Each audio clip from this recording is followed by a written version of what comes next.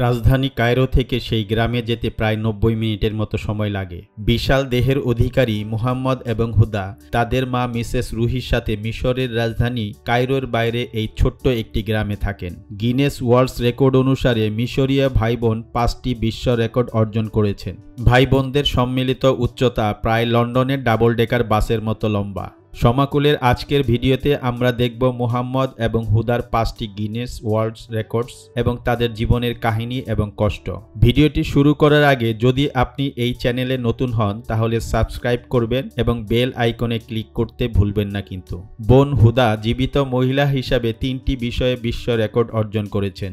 সবচেয়ে বড় পা, যা ৩৩.১ সেন্টিমিটার বা ১ ফুট ১.০২ ইঞ্চি। সবচেয়ে বড় হাত, যা ২৪.৩ সেন্টিমিটার বা ৯.৫৬ ইঞ্চি। প্রশস্ত বাহু ২৩৬.৩ সেন্টিমিটার বা ৭ ফুট ৮.৪ ইঞ্চি।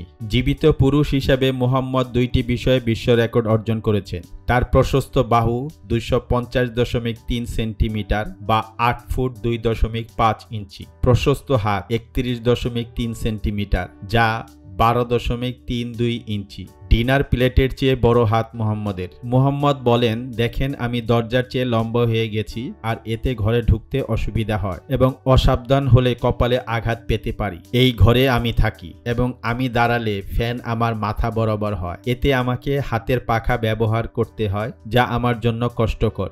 যদি কখনো ভুলে ঘুম থেকে উঠি আর ফ্যান চালানো থাকে তাহলে অপ্রত্যাশিতভাবে মাথায় প্রচণ্ড আঘাত লাগতে পারে। মুহাম্মদ বলেন, ১২ বছর বয়স হতে সে লম্বা হতে শুরু করেন। এখন তার এই লম্বা সাধারণ জীবনযাপনের ক্ষেত্রে সমস্যা হয়ে দাঁড়িয়েছে। আমার এই অস্বাভাবিক বিশাল দেহের কারণে কেউ কোনো কাজ দিতে চায় না, কিন্তু আমি কাজ করতে চাই। আর কিছু না হোক, বিশেষভাবে বাস্কেটবল খেলা আমার জন্য সহজ হবে। বর্তমানে আমরা খুব কষ্টে আছি। আমার এই বিশাল দেহের কারণে অনেক বড় জামা লাগে, যা বানাতেও অনেক খরচ করতে হয়। ১৯৯১ সালের জানুয়ারিতে জন্মগ্রহণকারী হুদার শৈশব স্বাভাবিক ছিল ১২ বছর বয়স পর্যন্ত। পরে তিনি বুঝতে পেরেছিলেন যে তিনি তার বেশিরভাগ সমবয়সীদের চেয়ে লম্বা হচ্ছেন। এর ফলে স্থানীয় অর্থোপেডিক্সরা কেসটিকে পিটুইটারি গ্রন্থিতে একটি সৌম্য টিউমার হিসেবে নির্ণয় করেছিলেন, যা তার স্বাভাবিক বৃদ্ধিতে প্রভাবিত করেছিল।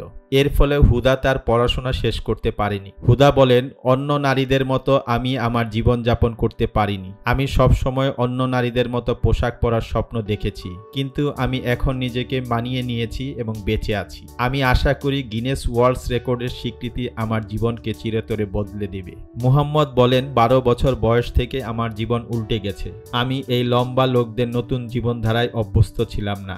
আমার হাতে সবকিছু ছোট মনে হয়, এমনকি মানুষের সাথে করমর্দনও মনে করিয়ে দেয় যে আমি কিভাবে অন্যদের থেকে আলাদা। দেখেন আমার হাত কত লম্বা। তিনি তার পা লম্বা হচ্ছে তা নিয়েও বেশ চিন্তিত। তার এই বিশাল দেহের কারণে তিনি খুব সহজে গাড়িতে চড়তে পারেন না এবং কোথাও যেতে খুব কষ্ট হয়, কিন্তু তাকে বাজারে যেতে হয় এবং প্রত্যেক দিন অন্যান্য কাজ করতে হয়। হুদা এবং মুহাম্মদ উভয়েরই উচ্চতা এখনো বৃদ্ধি পাচ্ছে এবং তাদের যত তাড়াতাড়ি সম্ভব তাদের এই বৃদ্ধি বন্ধ করার জন্য একটি অপারেশন করাতে হতে পারে। কিন্তু এতে অনেক টাকা লাগবে, কিন্তু আমরা কিভাবে তা জোগাড় করব এই নিয়ে বেশ চিন্তিত হুদা, মুহাম্মদ এবং তার মা। এই বিশাল দেহ এখন একটা বোঝা স্বরূপ। তার মা তাদের নিয়ে খুব চিন্তিত। তার মা বলেন যে যদি বয়ঃসন্ধির আগে এই অবস্থা শুরু হয় তবে এটি বিশালত্বের দিকে নিয়ে যেতে পারে, যেমনটি হুদা এবং মুহাম্মদের ক্ষেত্রে হয়েছে। তিনি খুব দুঃখ করে বললেন কথাগুলো।